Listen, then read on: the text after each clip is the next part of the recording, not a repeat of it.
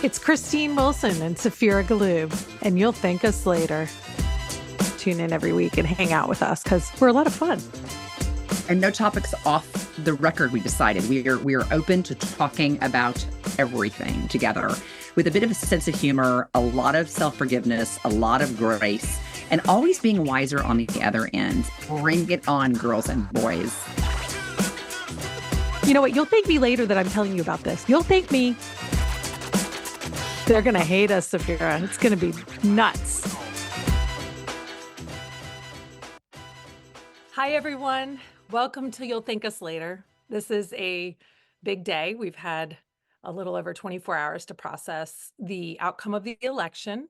And I have been traveling, and Safira has been traveling. And I think being busy in this outcome has really been, for me, kind of an important way to space out the processing of what happened in the election. So we're here today. We want to chat with Nicole and Courtney a little bit about how we're feeling, and all of us coming from, a different decade and age, what this election outcome means for us and where we're going forward from this.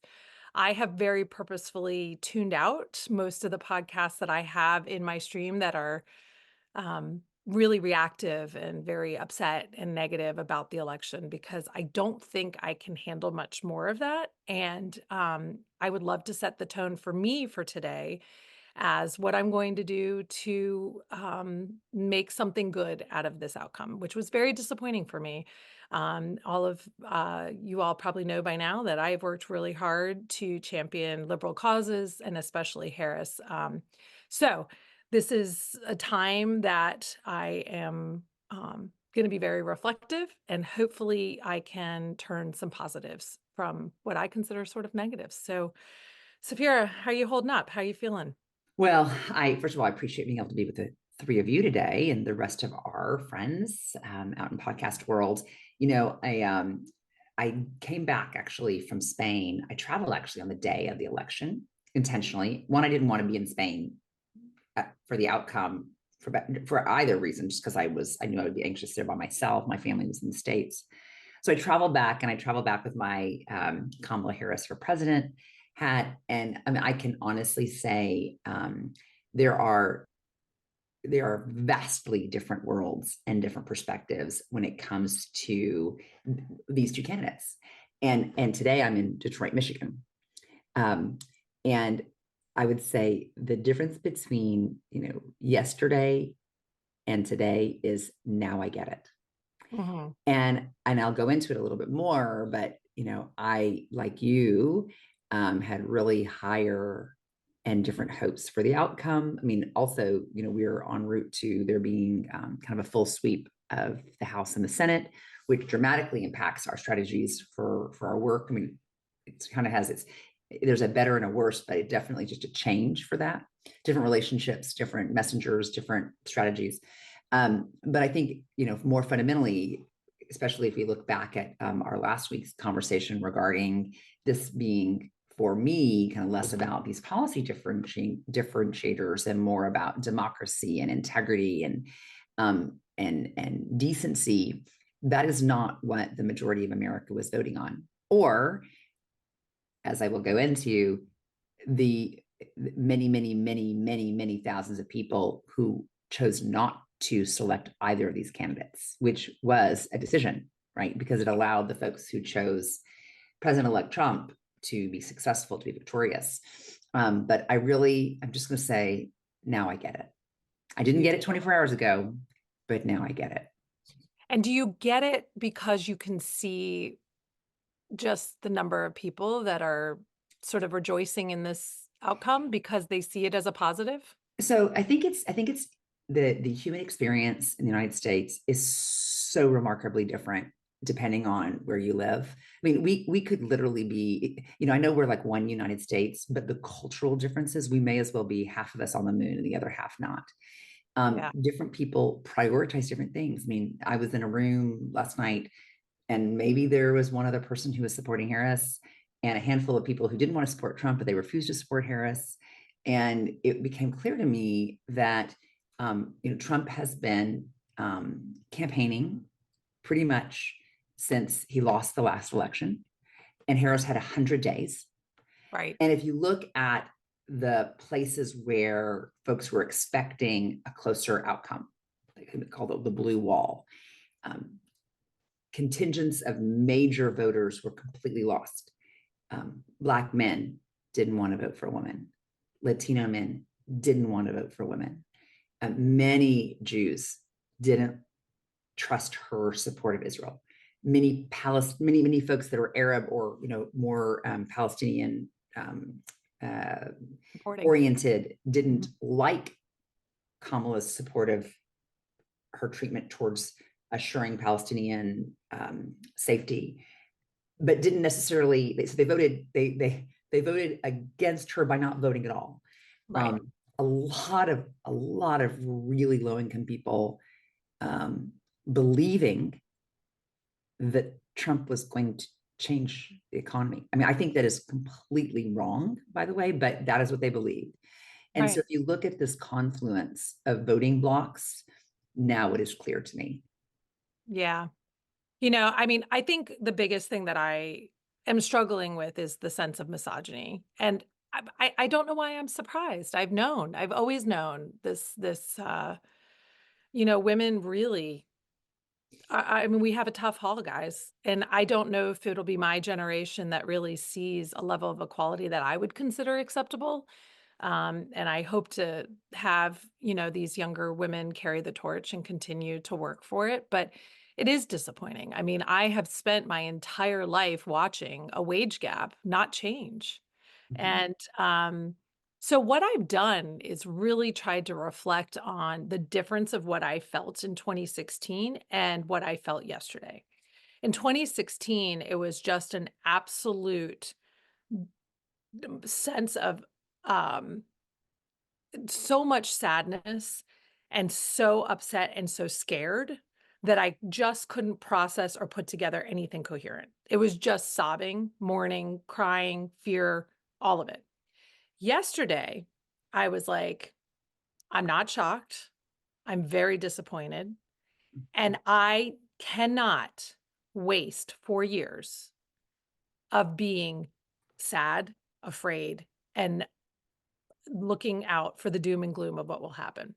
So, my overall, I am not at my perkiest self. I am not where I feel great, but I am really working very hard mentally to say, I'm going to prioritize what can I do? I can only control what I can do. Does this make me a more active advocate? Does this make me someone that's going to do more and show up more for women all over this country? Because when it comes down to it, I'm probably not going to be majorly affected, me personally, in my day to day. I don't know. Your omelets may be more expensive or less expensive. Less expensive? Yeah, the price of eggs are going to go down. Oh, yes, right. I'm going to be able to buy a lot more eggs. Well, I mean, people believe the easy things that are put out there, right? It's marketing. It's marketing and how the message was packaged. So I am going to put my action into place. And I had a couple things, Safira, that came through yesterday. I actually reached out to you and I said, tell me one good thing. And, I think I said our omelets are going to be less expensive. eggs are going to be less expensive. I'm sorry. I get a little bit cheeky when I'm like, don't have anything good to say. Oh, I love it. But one of the best things of yesterday. Okay, so Courtney and I were on a business trip. We were super busy. We had no downtime. It was talking, talking, talking, one thing to the next. And every time I had a second, I would look at my phone and another person that cares about me had reached out. Yeah. I love you. I know you're hurting today. I'm thinking about you. Thank you for all that you did and put out there in the world during this campaign. Here's how I'm handling it. Here's what I wish for you. Here's how I'm here for you. And I was like, wow, one, that's incredible. Two, it also makes me proud that I really made it very clear what mattered to me. I put it out there. I wasn't afraid. I put out my beliefs and people saw it. And I have a really good friend. His name is John, and I've known John since I was 14. We went to high school together. I remember sitting in TGI Fridays during like the Clinton apology with him, and we were like, "Come on, we love you, Bill. Why did you do this?" Anyway, he said to me yesterday, he said something to me that really changed my whole outlook and how I looked at the day. And he said to me, "Trump doesn't keep me from swimming, riding my bike, or enjoying the holidays with family and friends. I'm living in a city I love, doing work I'm passionate about. That's all I can do for now." And I read it and I took a deep breath and I was like, yeah, that's right. Yeah. That is right. And then, Safira, I called my mom because I expected my mom to just be a puddle.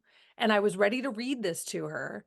And my mom was like, "You know what, Christine? I looked at today and every little pleasure I had in it, I had a positive doctor's appointment. I went to my therapist and we talked about coping mechanisms. I went to the car wash, which I love getting my car washed." And she was like, "You know what? I am at an age where I don't have 4 years to waste. Right. I'm going to make the Well, most." and the other thing is, this is what is a bit sad, but kind of not sad for us, is that specifically for yours and my life, it actually doesn't change much. Yeah. What makes me sad is that there are, you know, millions of people or hundreds of thousands of people or tens of, I don't know exactly what the exact number is, a lot more people than the folks on this call whose life will be detrimentally affected. And I could say with a lot of certainty, many of those made this decision for themselves. I mean, Yeah. not the women for whom reproductive rights and women's health, and I have some thoughts on that as well, but so many people who are middle to upper middle class, who are more open-minded and who understand that, the immigrant issue is more complicated than it was described, and uh, foreign policy and the importance of integrity and global is more complex than people understand. Um, those folks are going to be the ones who have to live with this decision, and you know that's the bed that was made that they made. And I don't mean to say that like a Yeah. havoc Like, mom, oh, but it's going I to come I for you. really believe that I think that you're right. Like we besides our mental health and our kind of our outlook on the world, that of course is like feels like a sucker punch or gut wrenched, but it Yeah. won't affect our lives Yeah. And I mean, much. I worry about I do worry about our position in a global world in Ukraine and all of that. And but I'm going to make a choice and I've got to figure this out. And I'd love advice. I mean, maybe you guys know. I would like to find a new way to absorb news in a way that is positive for my mental health. So I Well, I think can it's tell you, so one of the things that at the last election, the last time Trump was successful, we actually got rid of all of our cable. We have no cable at our house. All we have is streaming. yeah, And so news for our family is an opt-in experience. I mean, if you turn on my television, it says Netflix, Amazon, Hulu, Apple TV. yeah. Same in my You, house. you have to go get it. It doesn't get just like thrown at you. And I do think for those of you who feel inundated, you just have to turn that shit off. Yeah. I'm just worried, how am I going to get to my Wordle without seeing the front page of the New York Times? Oh, well, that I cannot help you with, my My dear. mom Maybe my we mom can said, do a "Put your little bit of a friends hand over the consented screen." to, like, so the link can go straight to you or something like that. I bet you Nicole and Courtney have a technical solution for this. My mom said, "Just put your hand over the screen when you open it." Yeah. She's like, "Just put your hand over the screen, Christine. Uh, You can uh, do it." uh. And I do worry. I mean, I may unsubscribe from some of the news sources that I do subscribe to. I don't want to go into that hole, but I remember I was talking to my brother-in-law a few years ago, and he said, for my mental health, I took a news break, and it was the best thing I ever did. Yeah. And he's like, it's not for the rest of my life. I don't want to be ignorant and not know what's happening in the world. But he's like, really, the important things, they work their way to me anyway. I hear it. Yeah. Someone talks to me about it. I'm in a circle of people that know about the Right. world. So I hear. And he's like, I was opening it up and it was setting my day from the morning on as this place of anxiety and stress. And Mhm. so, I think that that is something I fundamentally will have to change. I do not watch news on the television. I am definitely like a New Yeah. York Times and Washington Post reader and Well, observer. I'll tell you, because I have to live by DC, so I'm at Punch Bowl every morning, Politico every morning, and I kind of feel like that is more just the facts, ma'am. Yeah.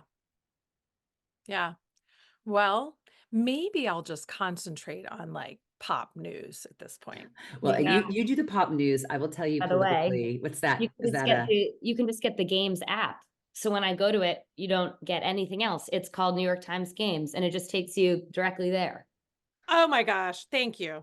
I just look at saved your this? life. See, Life changing. Courtney, you should have been boom. You'll thank us later. You'll Yeah, thank us later. Yeah. But I have not been on TikTok since the election. I haven't really been on Instagram. Now, yesterday was so busy, there was no downtime to automatically open Flip and be like, I found myself here. But I think it's all got to be a big, long pause for me. And my amazing husband called me yesterday and he said, guess what? We're going out of town for the inauguration. We're not going to be here. We're going to New So Orleans. smart. Where are you going? Where are you We're going gonna to go? go to New Orleans. Great. Yeah. Great. So smart. And I was So like, smart. you just knew what I needed. And Are you gonna take the boys? yeah, we're going to take the boys. We're just going to get the heck out of town and not be here, but not be in DC. I know that it's more than I can handle. So, What day of the week is that? oh, I have no idea. Isn't it Okay. like It's usually the on a 20th, Tuesday? right? Oh, is it? Yeah, I don't know. Yeah. I don't know, but I'm going to let him plan it. I don't know if he's ever planned a trip, so we'll see how this goes.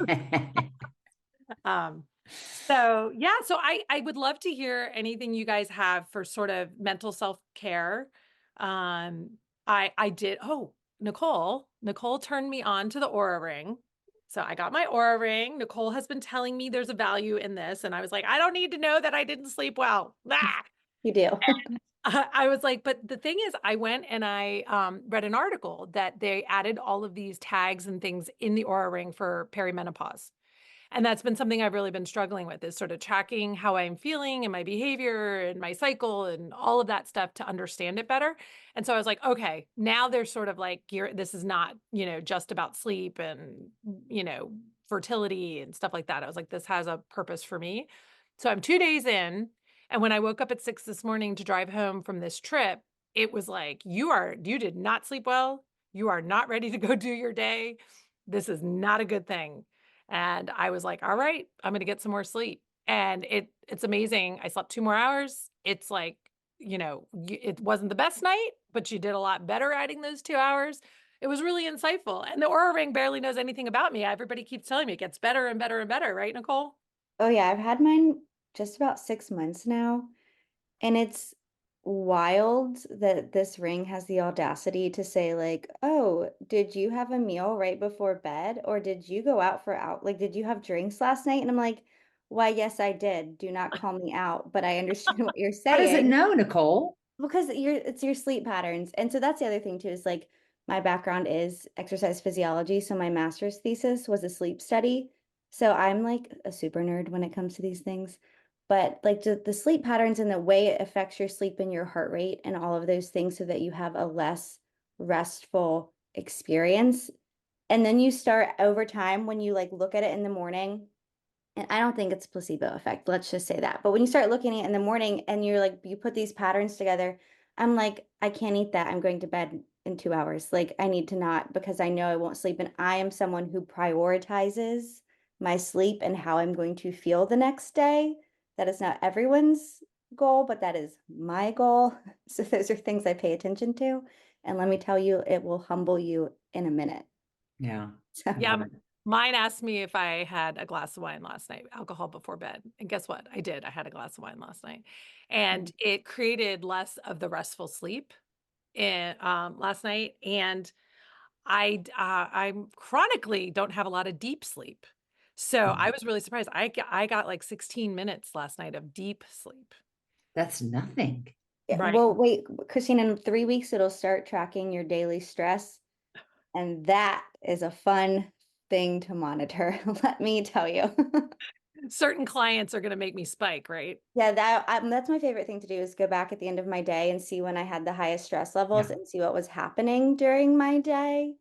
I think you should correlate the hourly rate for clients relative to your auras. Sabrina, I think that is a I'm great so idea. sorry. You get a discount because I'm relaxed. I'm sorry, there's going to be a premium on your services because whenever I Right. talk to you, my aura ring stresses. I We get can a see breathe alert. biologically. Yeah. So that's, I mean, this is just one thing in my self-care that I'm going to work on. I think the other thing is I'm going to look for opportunities of action, Yeah. right? So the women, especially that I think will be affected by policy change, Mhm. where can I get involved? Can I be a volunteer? Can I take a trip and do something in a state that needs my support? How can I be an advocate in ways that maybe is more than what I've done before? You know what I think would be so cool for us to do is to have a You'll Thank Us Later project. Yes. And with social media, I mean, especially with the shared economy, wouldn't it be cool to have some sort of app for someone who's looking to have a women's healthcare situation, like whether it be like a they need to go for an abortion, or maybe they just need to go, whatever it is, but they're in a state that prevents it. Because my dear cousin, who's a very close friend of mine, she does reproductive rights and women's health in Oklahoma, and it's just, I mean, it's terrible. And I was talking with her, and I said, frankly, right now we all basically have to support financially as well as transport, childcare, people who need to go to other states to be able to Yeah. get their health care. And couldn't you imagine, like, I'm in the state, I need, I have to miss work and I need, $40 to cover today's off. Can somebody help me? Boom. So, Yeah. I mean, wouldn't that just be just an amazing way for women to help women? Or I need a ride, or I Yeah. need somebody to cover a hotel, and you give them your points for your bond warrior. Can somebody help me with a flight? And you send them Right. like airplane flights. Wouldn't that be awesome to be able to do? Yes. And to have it be that one-to-one versus just like Yeah. money went to a nonprofit where I don't really know what Right. happened. Yeah. Yeah. Love it. I think it would All be right. so cool. And I also think that, like, we're in this to help other human beings. I mean, that's what's so daunting to me, is that, the what has happened in the election has basically pitted us against one another, and we should be in a completely different frame of mind, Right. especially as women, especially as women. Yeah. And Yeah. nobody has to do it all, but if everybody does something, anything, imagine that. I know. I know. And here's the biggest thing that I always say. When I do something for someone else, I get such a joy and pleasure out of it. Like it's, There's actually some science behind that, by the way. That's not just yeah. a Christian. Oh yeah, there's definitely some science behind it. I Well, can't remember the last time I read an I think article about it. I think I saw a study that was like, there is no such thing as true altruism, Yeah. because we truly do get some sort of emotional or Yeah. personal up from We get doing. an aura uptick, literally, Yes. figuratively. Yes. Or it's going to give us And bonus. it knows. Let me It tell you, knows. it knows. It knows when you've done a good deed. In That's Judaism, right. we call that a mitzvah. A mitzvah. Who's Yes. done a mitzvah? I will work on my mitzvahs for sure. I don't know how the kids talk, but ask me some Yiddish and I can bring it. And Yiddish is so prevalent in language all the time. I know. I love it. Yeah, don't be a schmuck, right? That's right. Or That's a right. putz. Or a put. Exactly. Well, and I think the good thing here for me is that this time I'm not going to be walloped. Yeah. This time I'm going to really be as strong as I possibly can. So keep reminding me. Will you all be my honesty check that Yeah. remind me that I need to, and I will do the same for you. Well, I will say, whenever all the cabinet positions have been appointed, we're going to probably have to do a reset, because I'm going to probably have a little bit of PTSD. It's all going to start over for me. Yeah, right. Your whole job and everything will be like, I'm like, that person. Oh my God, they're going to get rid of that organization. oh yeah, I do not envy you for what you are going to face from a work perspective. And that is real, and I have a lot of friends that are worried about their jobs, with FDA, with CDC, with Department of Education. Obviously living in DC, we have so many friends that work for the government, and there is just that whole sense of like, will my department even exist? Will I'll tell you, I've got some really good friends in state, and there is a real fear, like not a pretend fear, not like I'm making this shit up because I'm afraid, but literally that there's going to be kind of a retribution against people who, like, and I know in the one thing about the government is you can't just get fired, but I mean, people are afraid to say, they're afraid to go. And it is, I will actually see one of my dear friends who's at state in the next week or so. And I'll report back kind of what it feels like for her to be in her position. But we are a bit protected out here in the world, living our life and, going about our day and riding our bike and trying to remember the other things that your friend said, getting Yeah, our morning right. coffee. Yeah. There are folks who really are going to be more dramatically impacted by who their boss is, by who their colleagues are going to be, and what policies they have to now implement, and what projects they have to stop working on after Right. years and years of investing. Yeah. But guys, we had 4 years of a lot of that happening, and we picked it back up, and there is a resiliency to the United States of America.